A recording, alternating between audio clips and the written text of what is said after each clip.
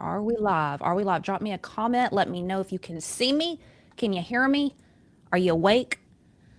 It's Friday. Friday, Friday, Friday, Friday. I'll tell y'all what, getting rolling here. Drop in the comments. Let me know that you're here. I about got upset last night. I'm gonna tell on myself. I'm gonna tell on myself. Last night, my daughter and I, she just turned 13, and we play hangman a lot. We really like hangman. She has a whiteboard, and we're always putting, you know, guessing whatever each other says or whatever. So I'm putting her to bed. We're playing hangman, and I'm guessing what she's saying. And she said, I could see that the words said, someone asked me to be their Valentine. And I was like, surely this is not what this is saying.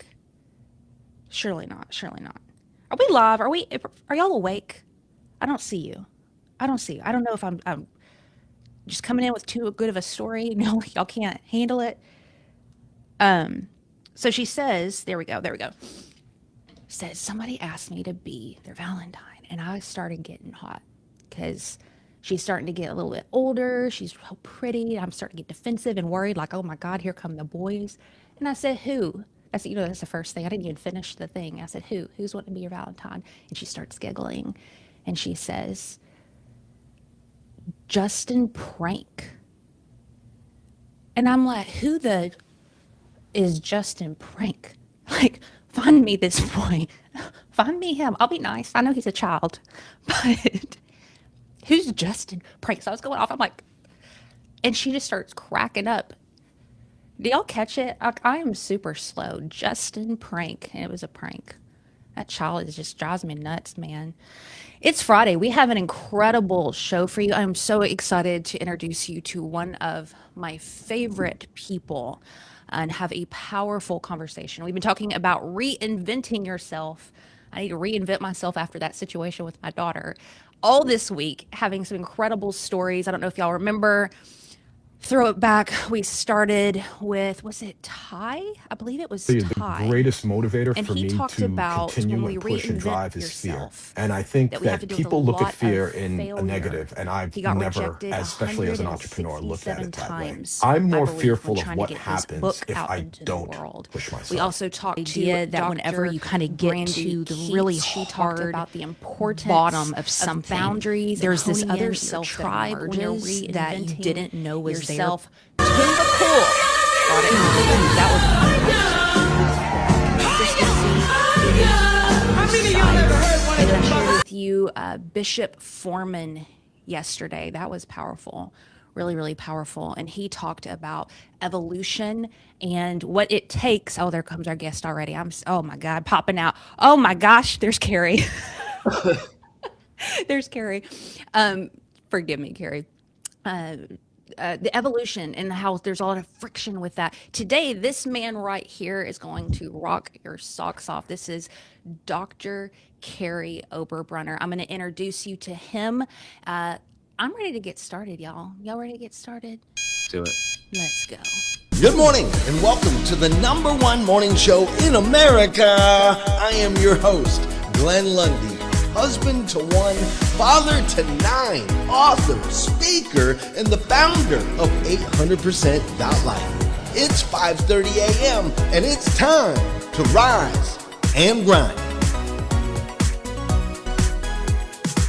Woo! Are y'all awake? Dr. Kary Oberbrunner, good morning. Are you normally up live on the internet at 5:30, or is this a abnormal thing? I am up at this time a lot, you know that, but I am not always on the internet. But I am bald. I am bald, so you look amazing, but I have to just pop out of bed pretty much. It's wild. It's wild. I'm so excited for you guys to get to know this man right here. He has been not only a friend of mine on a personal level and really supported the work that I've been doing over the past few years, but also too just an inspiration of the way that he has grown and evolved and reinvented himself. He is a speaker. He's an author, multiple time author. He's a thought leader in the space of intellectual property and protecting ideas. And this all came from his own company where he has invested in thousands of authors, entrepreneurs, thought leaders, and helping them not only protect their ideas, but turn it into 16 streams of income, helping them monetize it. He is, there's almost not much you can't do, Kary, when it comes into the digital space and the promotion space. And I Yeah. just have so much respect for you. Oh, I didn't mention this. He's also a professor, what the Yeah, lead yeah. of Oh, yeah, entrepreneurship yeah. Entrepreneur at Cedarville University, at. plus a dad of 3, plus a husband, all the good stuff. How do you have the time for all this? What do you I get up at what you got? 5 a.m. That's what I do. Ev- Seriously, Every that's what person I I've do. asked that this morning, or every person I asked on the show this week, they all say we get up early. We get Yeah. up early. No, it's good. But I think the topic today is huge because Heather, I had to reinvent myself. I went to school to be a pastor. So, and by the way, that I'm not going to say that was a fallback plan, but I'm one of these guys that had a ton of dreams, still do. And it's like rejection, rejection, rejection, Hmm. closed door, closed door, closed door. I mean, I thought I was going to be an Air Force chaplain, like that Yeah. was Yeah. legit. Like I was all ready to go. And then at the last step, childhood asthma kept me out of the Air Force. And then I had tried for the Army, rejection, tried for the Navy, rejection. Could you see me as a chaplain? I don't know, man. I think that would have been a little bit too boxy, in the Yeah. military. Yeah.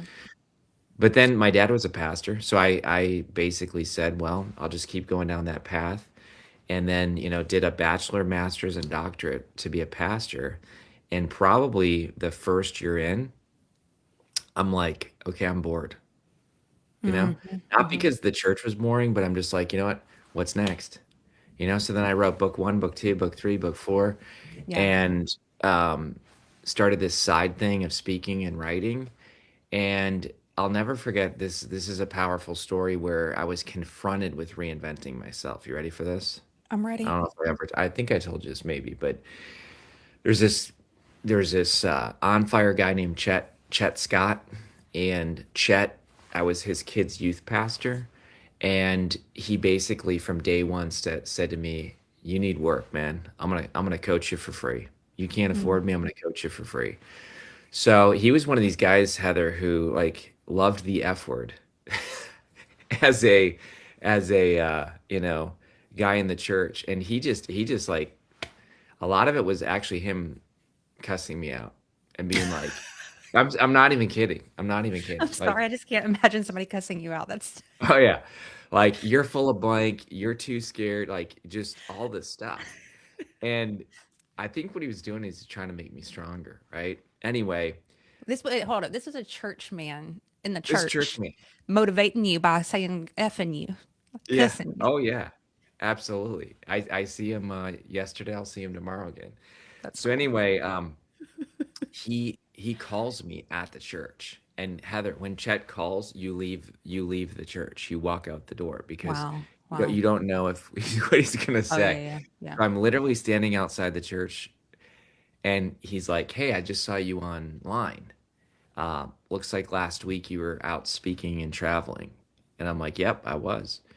And he said, "Does your senior pastor know?" I said, "Oh yeah, he knows." And he's cool with it? Yeah, he's cool with it. What about your wife? Does she know? Yep, she's cool with it. Yeah. And he's like, what about God? And I'm like, what do you mean, what about God? He's like, well, what does God think about you? And then he said, I'll tell you what I think about you. I think you're full of blank. I think that, oh yeah. And then he's like, I Sorry. I think, like this guy. you like this? And then he's like, I think you're living off the church's dime because you're scared to go all in. Oh yeah. Oh. Oh, that And he hurt. says, I think you're telling everybody to live this big, exciting, adventurous life, and you're scared to do it. And then he goes, when you grow a pair, call me back. Boom. Yes. I'm not even kidding. So what I did at that point, Mm. Heather, this is the topic today. I knew I Yep. had to reinvent myself because I first of all, I almost vomited. Yeah. And this was May Yeah. 2012. I Wow. almost vomited because I was Wow. at the church now for 12 years. Wow. on the side doing all these books. And I knew within 24 hours I needed to go to my senior pastor and quit. Like I'm not even like it was building at such a point of reinvention that someone I felt had just seen into my soul and called me out and said, "Yeah, you're scared to go all in." And I was. So, forgot one line that he said. This is the line for the day. You can't take the ring and stay in the Shire. Then he swore at me and hung up. All right. So, but if you're not a Lord of the Rings fan, you won't get that. But Oh, I if get if it. you get it, Yeah, of course. That was yeah, the whole mission is you were given something, now you have to go fulfill it and you have to leave home, you have to leave safety, you yes, have you to have to leave your leave home. comfort, and Yes, you could literally die. You could. yes, yes. That is the theme I think for the amazing listeners today is you can't take the ring and stay in the Shire to Yep. reinvent yourself. You and I were talking pre-show. You can't control the people's responses. You don't know the loved ones who are going to say, "What the heck?" I mean, my father-in-law, you know, had he's super cool, but he's like, "Are you sure?" Mhm. Because again, I had a Mhm. 6-year-old, a 4-year-old, and Mhm. a Mhm. 2-year-old. Yeah, it's a lot of And pressure. yeah, yeah, and you're the main, my wife's always been a counselor. She has a few clients, but I was the breadwinner. This was your health insurance, your salary, but not only that, your identity, your Yeah, friends, you know? I know. Yeah. And this is a cycle, Heather. You know that like when I went to Cedarville, people were like, "Are you serious? Like, why would you go back and be a professor for young people and lead two businesses?" Like it doesn't get easier, but you either I think keep reinventing yourself or you just settle. Amen. What do you think? Are y'all hearing this? We're just getting started. We're just getting started. Rodney, good morning. Valerie, Ish in the house. Robin, Kat, Kevin, good morning. Greg, Mary Lynn. So good seeing you guys. This is Dr. Kary Oberbrunner, an entrepreneur, thought leader, speaker. He is the owner of several companies, professor, friend, great Yes. friend, and he has reinvented himself over and over again. And we talked about that yesterday, this evolution process where it's like you, boom, you got that, you got over that fear, you're cooking, things are good. What did the kids say? They go, it was funny. I was saying yesterday, oh, clock it, clock it. And then my daughter was like, that's baby shark, mom. I was like, I don't clock know. it. I got the little older young people, so they're on It's different crazy. wavelengths too. It's crazy. But one of the things that you and I have talked about before, and it's something I'm personally going through, I think maybe you're going through too, and I'm sure all of you guys have Yeah. experienced it, is that when you are, and you just alluded to it, when you are reinventing yourself, not everybody's going to get it. Yeah. And it's not just Janet 59321 on Twitter. It's your father-in-law. It's your best friend. It's Yeah. people you love and you respect. And it's so difficult navigating that emotionally because you're scared. And then there's that fear of like losing or disappointing other people. Yeah.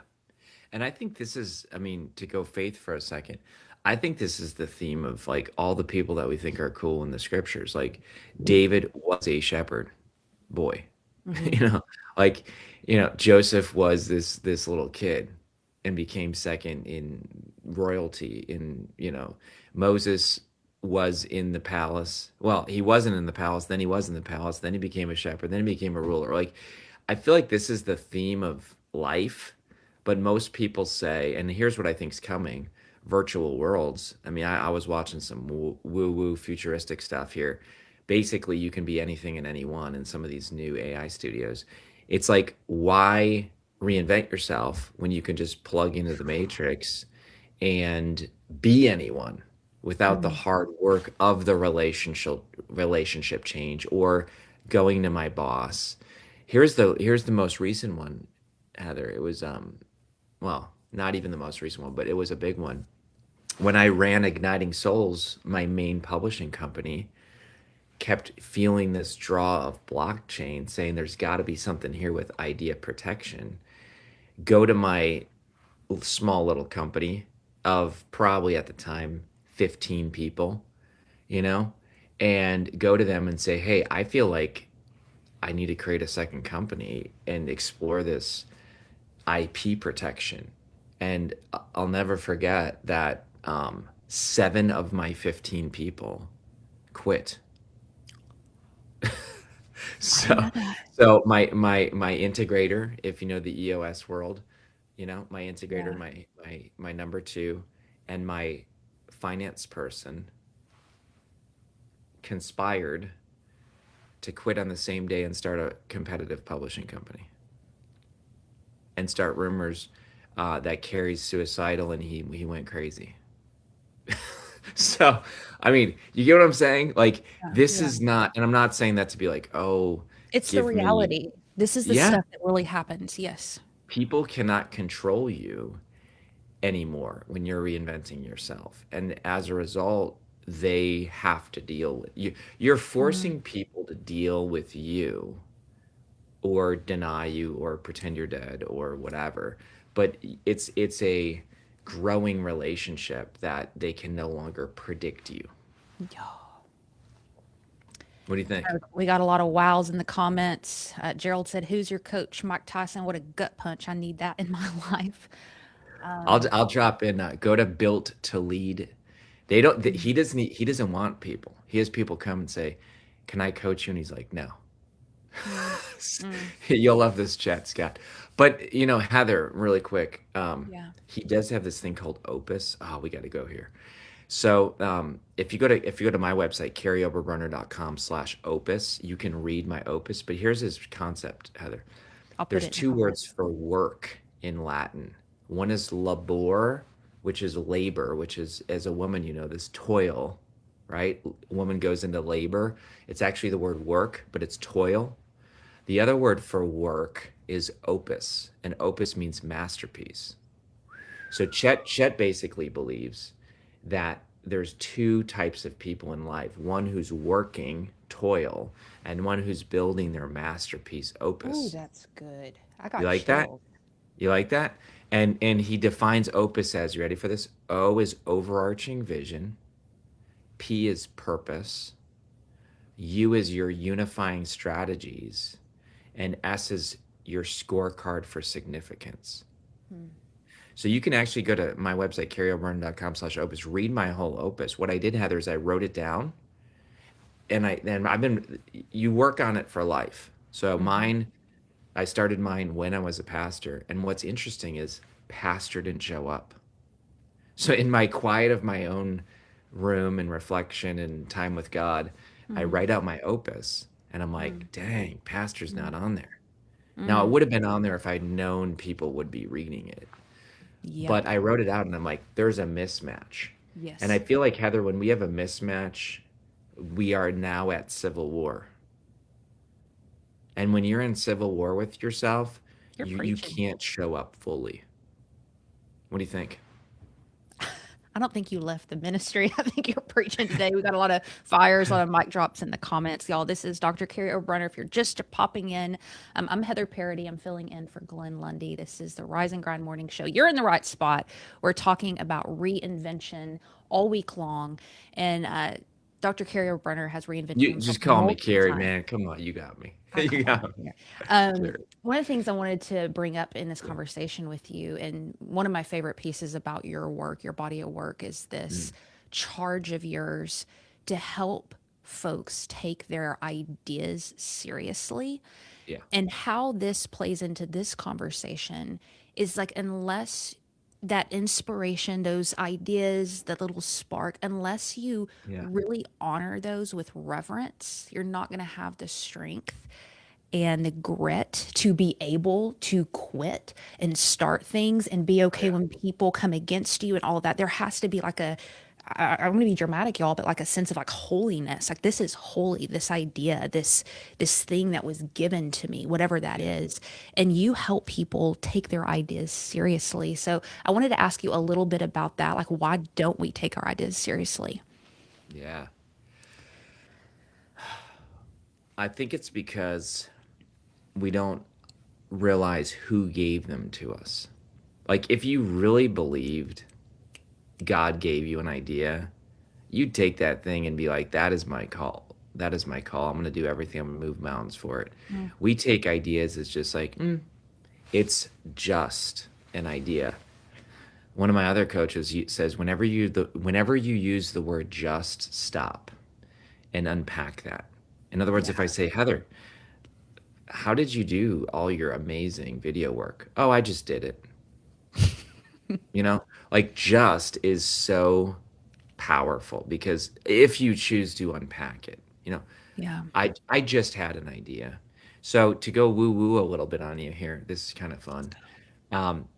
I really love the word abracadabra. Okay, and you know this. So a lot of people are like, yeah, abracadabra. I said it as a kid, but when you say, what does it mean? I create as I speak. That's so I good. create as I speak. It's actually 3 Hebrew words, and the first one a lot of people probably know because they've heard in the Bible the word Abba. So like Abba means father, but abracadabra is Father, Son, Spirit. Is that crazy? That's wild. So I believe that when I get an idea, you said it holy. I believe it is a holy thing. And here's what I think. I share the same view with you that ideas don't come to you, they come through you. And if you Yeah. don't take action with that idea, Yeah. it goes to somebody else. And here's why, Heather. This is a Yes. little crazy. Yes. We're going deep here. Let's go. I believe in first creation and second creation. Talk about it. I love this. All right. So I believe that I really believe that quantum we don't fully understand, but quantum says basically that 2 things, electrons, exist in 2 places in the universe. So I believe that because ideas are thoughts, and our thoughts have electrical energy. This is why we can do brain-computer interface like Elon Right. Musk. You control Right. your thoughts with the Right. video game. So Right. because ideas are electrical energy, they exist in 2 places in the universe at once. Right? And once I create it in my mind, it's actually existing. Come on. It's actually existing in the universe, separated by time and space. I've imagined it once. I've created it. Think about this. This was created twice. Super Coffee. It was a concept. They're our sponsor today. Just kidding. No, they're not. But somebody had this idea. Let's have this protein-based coffee that's low calorie, etc. They had the idea, but if you never create it a second time, you don't get the reward. Come on. So there's a lot of ideas that are existing all over the universe because people are creating them once, but it takes a courageous person to create it the second time. And it's fascinating to me how many times I've experienced this. I've heard people say like, "Oh, I had that idea 5 years ago. Right. Uber? I thought it Uber." You know what I'm Yeah. saying? And but we don't do anything with it. And that's the part because it's going to require what you talked about earlier, which is leaving comfort, leaving the shire, Yeah. You leave being the able to risk everything because you believe you have the faith that it exists somewhere else and I've got right. to do my part That's right. to be the Absolutely. yeah, go. Absolutely. And I mean, I know we're not preaching today, but I would say We're if getting people excited. I are, love it. I would say if people believe in scripture or don't, let me just unpack this for a moment. I think Jesus even believed this. Think about this for a moment. 100%. Think about this. He says, you've heard it said, don't commit adultery, the act, the second creation. I say to you, if anyone lusts on a woman in there, they've already done it. I've done it. Yeah. So not only that, they've already committed adultery in their heart. Like in the heaven and earth here, you get credit.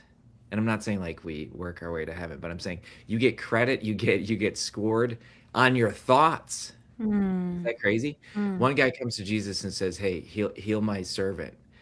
And Jesus is like, "All right, I'm gonna go over there." And he's like, "No, you don't even have to go. Yeah. You don't even have to go. Just Yeah. say the word and it will happen." And Jesus is like, it says he's marveled. I love that. You make Jesus blow his mind. That's a weird thought. But the thought is because he's like, you just say it, abracadabra, and it's done. Yeah. So you get what I'm saying? So I know I really believe that's what happens with books. I hear, and I meet people all the time who are like, oh, I got this idea for a book. Well, they've been pregnant with that idea sometimes for 10 years. That's a Uh-huh. burden.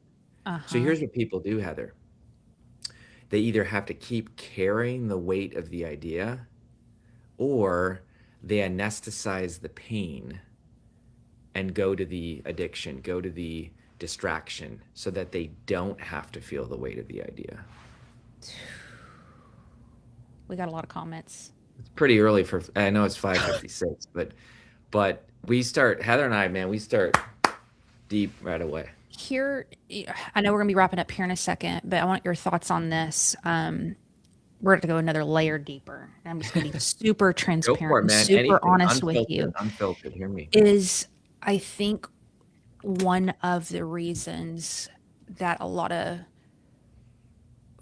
folks can get crushed or not really follow through on a lot of things is a lot of kind of like religious teaching Oh yeah.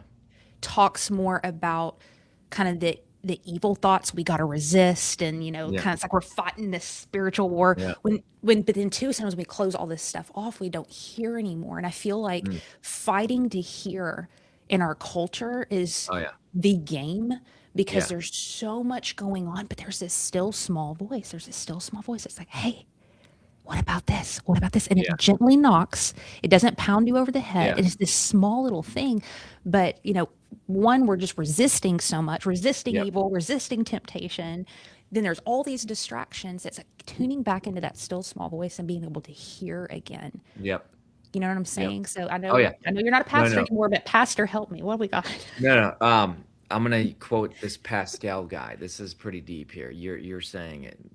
You said it in a simple way, which is helpful in today's world. This guy remember, this guy wrote this before internet, before TV, before cars. He says, all of man or a woman's evil exists because of his inability to sit in a room quietly by himself. Because if he did, he would be bored and he would have to force himself to find a way out. Like, dude wrote that before any distractions. But even in his day, he's like, there's distractions. So what he's basically saying is, we're not okay Good. being bored. That's so good. Yeah. So that's Pascal. But we're not okay being bored, because if we did, we'd have to look inside. We'd have to dig deep. We'd have to solve it and overcome it. But instead, we just seek out distraction. Y'all, I hope this was a powerful conversation for you. Share it out. I want you to hear the share button. Share it out to your communities if it was. I have a final little bit here with Kary, Dr. Kary Yes. Oberbrunner. Oh, yeah. But before this last bit here, we have a lot of change makers, thought leaders, creators who are watching this live on the replay. I want them to connect with you and get into your world, your ecosystem. What's the best thing to point them to that you think would be the most valuable?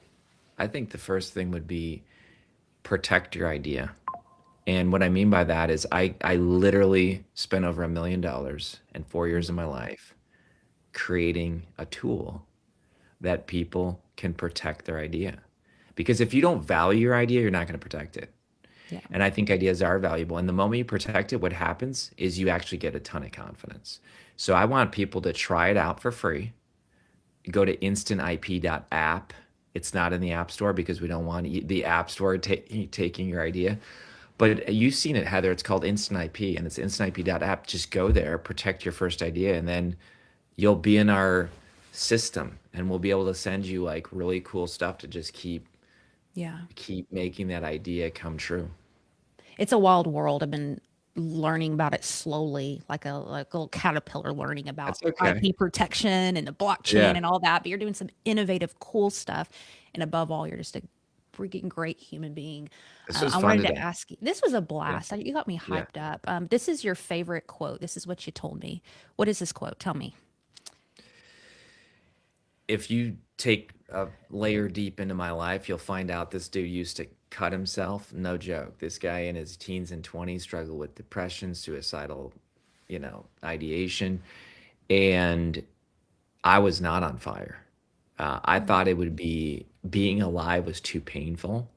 So I literally had to self-injure just to like cope and keep going on in life, reenact pain because I felt so tortured.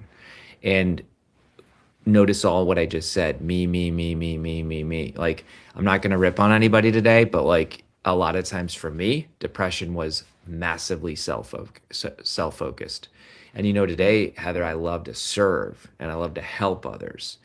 But the enemy gets you stuck thinking it's all about your inadequacies, your flaws, your faults, and then you're trapped. And so I love the glory of God, the glory of God is a man or woman fully alive, because that's a person who's been unlocked. That's a person who's left the Shire, been unplugged from the matrix. And I think in that, God is actually thrilled. It's like God's in heaven like, yes. It's pretty cool. Thrilled. There's something Yes.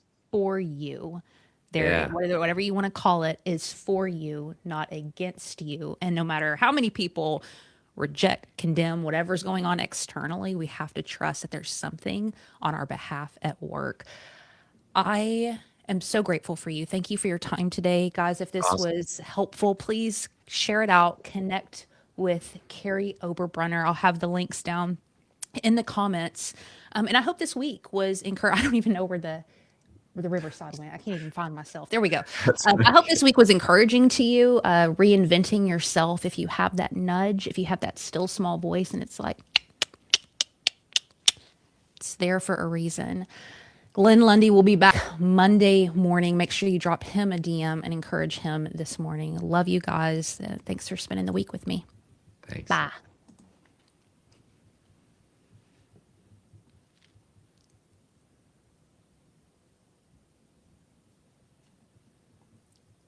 I don't know if we're still live or not. If we are still live, go out and do your dream. This is your time. Right here. I still see it as live.